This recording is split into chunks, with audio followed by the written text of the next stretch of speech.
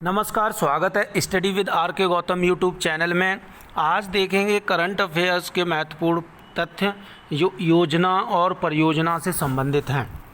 तो शुरू करते हैं।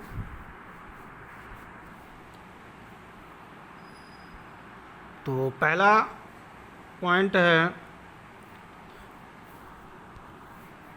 6 जनवरी 2020 को प्रधानमंत्री नरेंद्र मोदी की अध्यक्षता में आर्थिक मामलों की मंत्रिमंडलीय समिति ने इस केंद्र शासित प्रदेश के औद्योगिक विकास हेतु एक केंद्रीय क्षेत्र की योजना को मंजूरी दी है।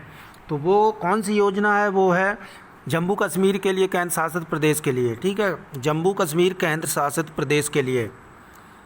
अगला प्रश्न है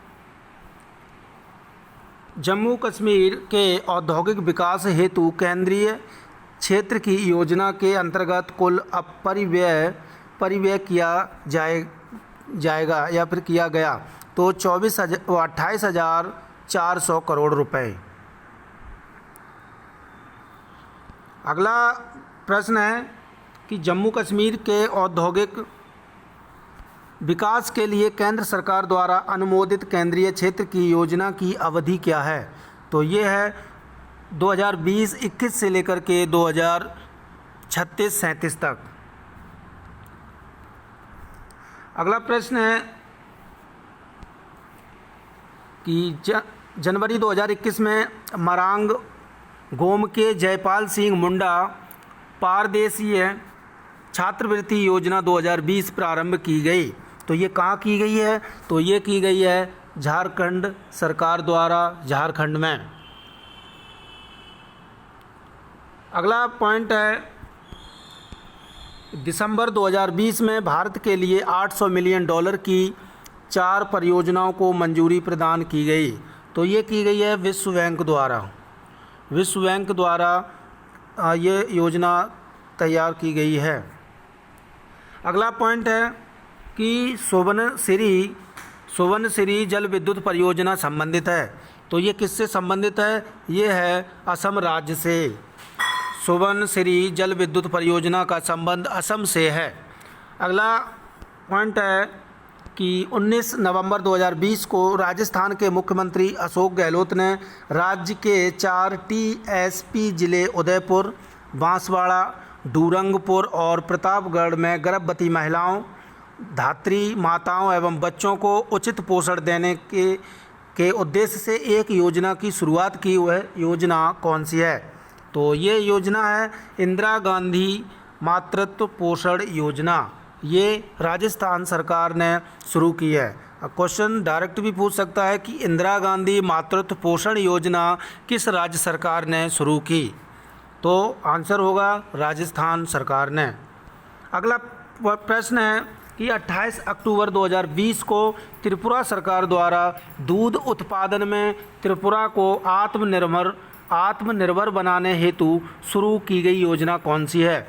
तो ये की गई है मुख्यमंत्री उन्नत गोधन प्रकल्प।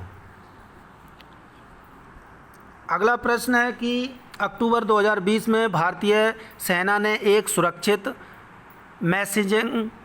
मैसेजिंग एप्लीकेशन प्लेटफॉर्म लॉन्च किया है, वह है? तो ये है सिक्योर एप्लीकेशन फॉर इंटरनेट। अगला प्रश्न है अक्टूबर 2020 में तमिलनाडु सरकार ने 80,000 सरकारी स्कूलों में लागू किया है। तो 80,000 स्कूलों में तमिलनाडु सरकार ने किया है स्मार्ट ब्लैक बोर्ड योजना। स्मार्ट ब्लैक बोर्ड योजना। क्वेश्चन ऐसे भी आ सकता है कि स्मार्ट ब्लैक बोर्ड योजना कहाँ की है या किस राज्य की सरकार ने शुरू की? तो ये की है तमिलनाडु सरकार ने। अगला प्रश्न है कि 28 अक्टूबर 2020 को उड़ीसा के मुख्यमंत्री नवीन पटनायक द्वारा अंतर्जातीय विवाह प्रोत्साहन का लाभ उठाने में लोगों की मदद करने हेतु लॉन्च किया गया वेब पोर्टल कौन सा है? तो ये है सुमंगल पोर्टल।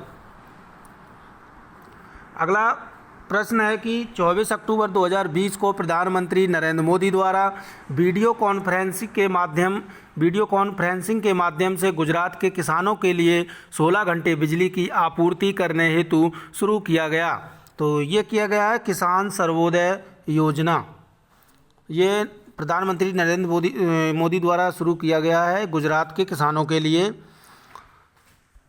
अगला प्रश्न है कि 22 अक्टूबर 2020 को केंद्रीय मंत्री प्रहलाद सिंह पटेल द्वारा शुरू की गई राष्ट्रीय संग्रहालय नई दिल्ली और गूगल आर्ट्स एंड कल्चर की संयुक्त परियोजना क्या है?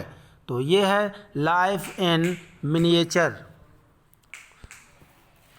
अगला प्रश्न है कि 17 अक्टूबर 2020 को उत्तर प्रदेश की राज्यपाल आनंदीबेन पटेल ने लखनऊ में 180 दिनों तक संचालित होने वाले महिला सुरक्षा अभियान का शुभारंभ किया हुआ है।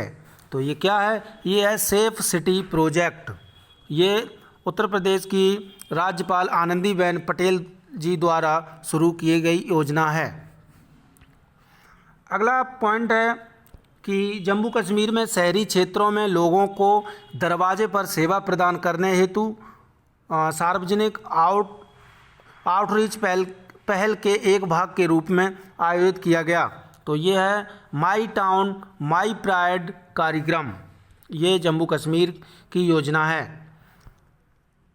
अगला पॉइंट है कि 14 अक्टूबर 2020 को केंद्रीय मंत्री डॉक्टर हर्षवर्धन द्वारा थैलेसीमिया बीमारी से ग्रस्त रोगियों के लिए शुरू किया गया है। तो ये किया गया है थैलेसीमिया बाल सेवा योजना का द्वितीय चरण। अगला पॉइंट है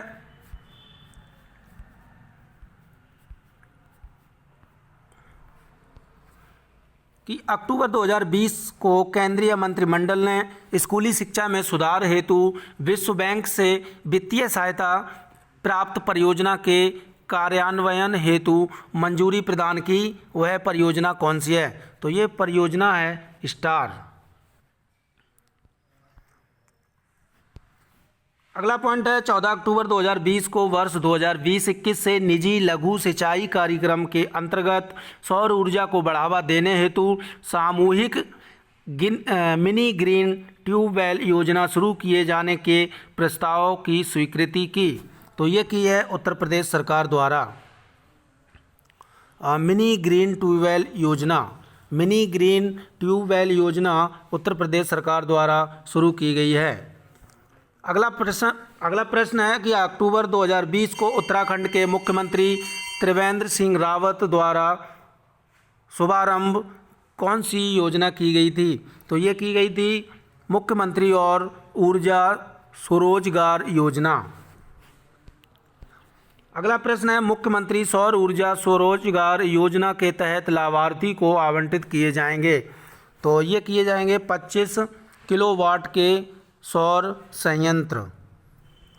अगला प्रश्न है कि अक्टूबर 2020 में पश्चिम बंगाल सरकार द्वारा सड़कों के मरम्मत हेतु शुरू की गई योजना कौन सी है? तो ये योजना है पथश्री अभियान पश्चिम बंगाल सरकार द्वारा शुरू की गई सड़कों की मरम्मत के लिए योजना है। अगला है कि अक्टूबर 2020 में हरियाणा के मुख्यमंत्री मनोहर लाल खट्टर द्वारा 6197 ग्राम पंचायतों को डिजिटल बनाने हेतु शुभारंभ की गई योजना कौन सी है? तो ये है ग्राम दर्शन पोर्टल। ये हरियाणा सरकार द्वारा शुरू की गई। अगला है कि 2 अक्टूबर 2020 को कोयला खान भविष्य निधि संगठन ने एक महत्वाकांक्षी सूचना प्रौद्योगिकी प्रोजेक्ट के लॉन्च की घोषणा है। तो वो है सुनिधि। अगला है सुनिधि का पूर्ण रूप क्या है? तो superior new generation information and data handling initiative. अगला पॉइंट है कि 2 अक्टूबर 2020 से असम सरकार ने राज्य में 17 लाख परिवारों को वित्तीय सहायता उपलब्ध कराने के उद्देश्य से शुरू किया गया। तो ये किया गया है अरुणोदय योजना। ये असम सरकार द्वारा शुरू की गई योजना है, अरुणोदय योजना। अगला पॉइंट है कि 21 सितंबर 2020 को प्रधानमंत्री नरेंद्र मोदी द्वारा बिहार के सभी गांवों को ऑप्टिकल फाइबर से जोड़ने हेतु शुभारंभ किया गया। तो ये किया गया है हर गांव में ऑप्टिकल फाइबर द्वारा इंटरनेट सुविधा योजना। अगला पॉइंट है कि 13 सितंबर 2020 को प्रधानमंत्री नरेंद्र मोदी ने बिहार में पेट्रोलियम क्षेत्र से जुड़ी 3 प्रमुख परियोजनाओं को राष्ट्र को समर्पित किया। वो परियोजना कौन सी है? तो वो है पारादीप हल्दिया दुर्गापुर पाइपलाइन विस्तार परियोजना का दुर्गापुर, बांका खंड और बांका और चंपारण में स्थापित एलपीजी बॉटलिंग संयंत्र।